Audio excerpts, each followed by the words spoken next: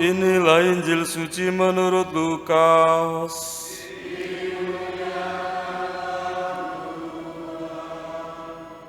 Pada suatu ketika datanglah kepada Yesus beberapa orang Saduki yang tidak mengakui adanya kebangkitan. Mereka bertanya kepada Yesus, "Guru, Musa menulis untuk kita perintah ini. Jika seorang yang mempunyai saudara laki-laki mati meninggalkan istri, tetapi tidak meninggalkan anak, maka saudaranya harus kawin dengan wanita itu dan membangkitkan keturunan bagi saudaranya. Ada 7 orang bersaudara. Yang pertama kawin dengan seorang wanita lalu mati tanpa meninggalkan anak. Lalu wanita itu dikawini oleh yang kedua dan oleh yang ketiga, dan demikianlah berturut-turut oleh ke-7 saudara itu. Mereka semuanya mati tanpa meninggalkan anak. Akhirnya wanita itu pun mati. Bagaimana sekarang dengan wanita itu? Siapakah di antara orang-orang yang menjadi suaminya pada hari kebangkitan? Sebab ke-7-nya telah beristrikan dia." Berkatalah Yesus kepada mereka, "Orang dunia ini kawin dan dikawinkan, tetapi orang yang dianggap layak mendapat bagian dalam dunia yang lain itu dan dalam kebangkitan dari antara orang mati tidak kawin dan tidak dikawinkan, sebab mereka tidak dapat mati lagi. Mereka semua sama dengan malaikat-malaikat dan menjadi anak-anak Allah, karena mereka telah dibangkitkan." Tentang kebangkitannya orang-orang mati, Musa telah memberitahukannya dalam nas tentang semak duri, di mana Tuhan disebut Allah Abraham, Allah Ishak, dan Allah Yakub.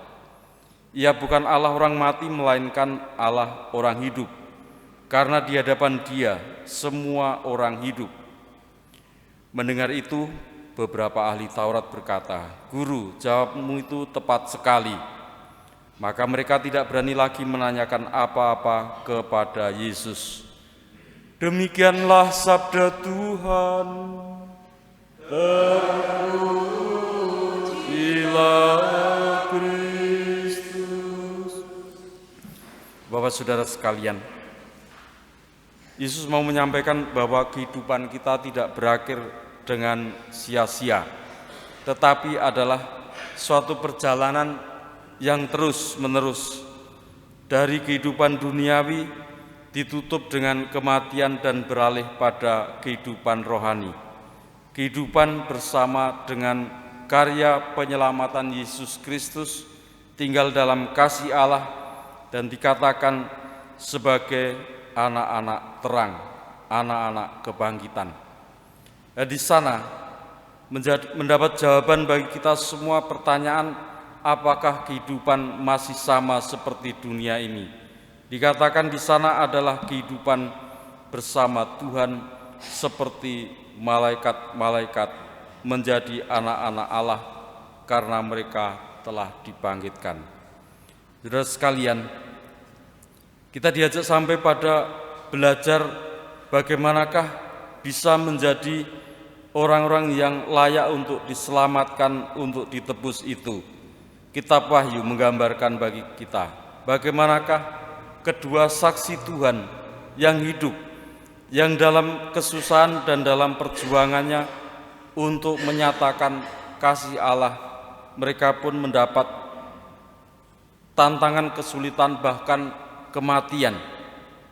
Dikatakan akan muncul dari antara dunia ini binatang yang menyerang mereka, dan keduanya akan mati. Bahkan orang-orang akan tertawa, bergembira, berpesta karena kematiannya. Bukan karena saksi Tuhan, tetapi oleh karena mereka merasa sudah senang oleh karena kematian dua saksi itu.